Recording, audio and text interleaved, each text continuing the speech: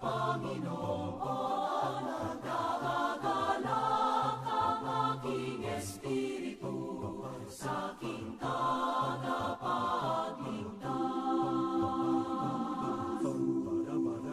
Sapagkat nilingap niya ang kanyang alipin, mapalalang pangalan ko sa lahat ng mga bansa. Ang puso ko'y nagpupuri sa Panginoon, nagagalak ang aking espiritu sa aking tagapagligtas.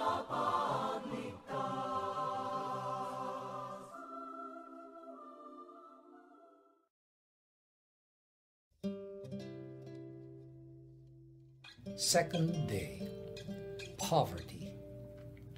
Poverty is another trait of Our Lady during her whole life. But we want to underline it from the beginning of her journey.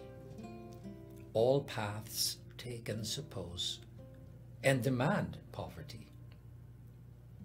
It is impossible to go on a journey if we are loaded with too many things. A journey is always a detachment from persons and things. The poverty of Mary was a progressive detachment, a mysterious insecurity and dark premonition.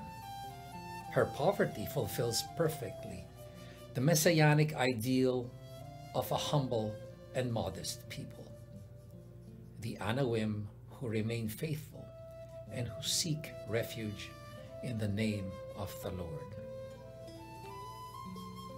Jesus thought of her above all when he proclaimed, "Blessed are the poor in spirit."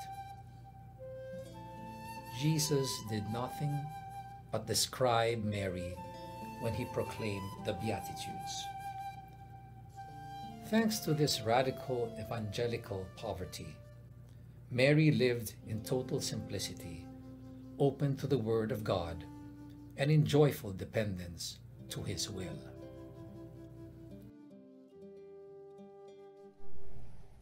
In the quiet corners of my heart, I encountered the profound mystery of poverty. It is not merely a lack of material possessions, rather it is a state of openness, a radical detachment that allows me to embark on a transformative journey. As we prepare for the celebration of the solemnity of the Blessed Virgin Mary of the Assumption, I find inspiration in her poverty, a poverty that transcends mere scarcity and leads me to the heart of God. In my journey, I found similarity in Mother Mary's gradual detachment. From the moment of my own yes to life's twists and turns, I've learned to let go of expectations, comforts, and attachments.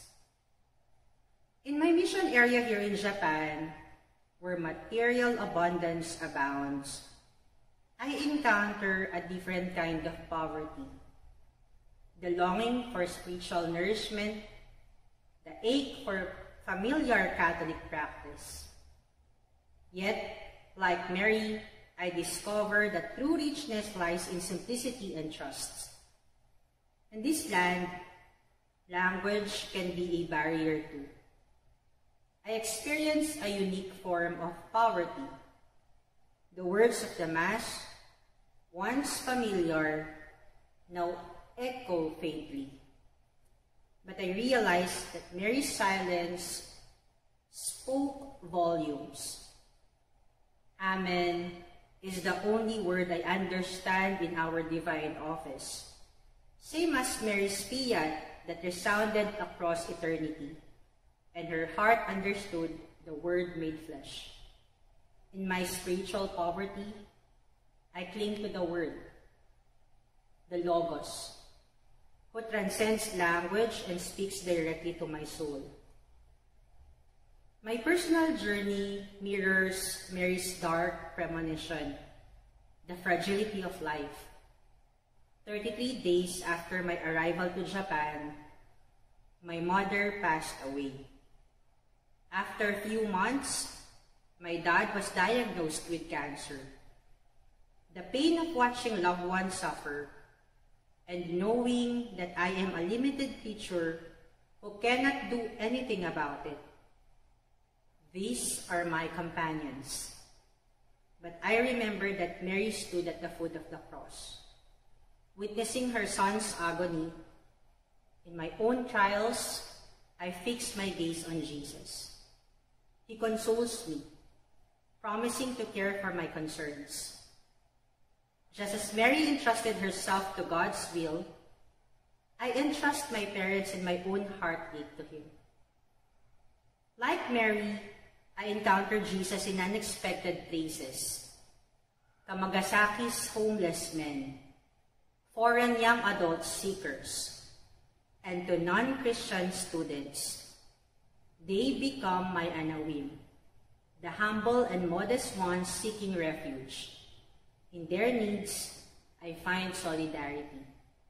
My mission area becomes a sacred ground, where Jesus whispers hope amid poverty. I embrace this encounter, for it mirrors Mary's openness to God's Word. Dear friends, as we prepare to celebrate the Assumption, let us take inspiration and honor Our Lady's poverty, the poverty that led her to eternal glory. May our own poverty, whether spiritual or material, draw us closer to Jesus, and may we, like Mary, find joy in dependence on His will.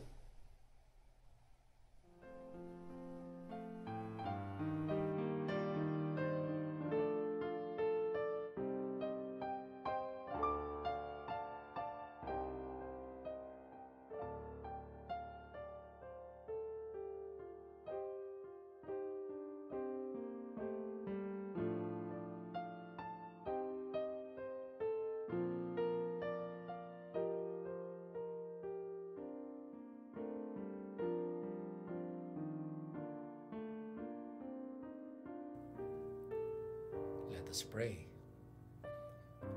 Lord God, with love you look at the humble and the poor, and you reveal to them, as you revealed to Mary, the presence of your Son. By your Spirit, allow us to see in them the sacrament of your visit. Through Jesus, our Lord. Our Father, who art in heaven, hallowed be thy name. Thy kingdom come, thy will be done on earth as it is in heaven. Give us this day our daily bread, and forgive us our trespasses, as we forgive those who trespass against us. And lead us not into temptation, but deliver us from evil. Amen. Hail Mary, full of grace, the Lord is with thee. Blessed art thou amongst women, and blessed is the fruit of thy womb, Jesus. Holy Mary, Mother of God, pray for us sinners, now and at the hour of our death. Amen. All glory be to the Father, and to the Son, and to the Holy Spirit, as it was in the beginning, is now, and ever shall be, world without end. Amen.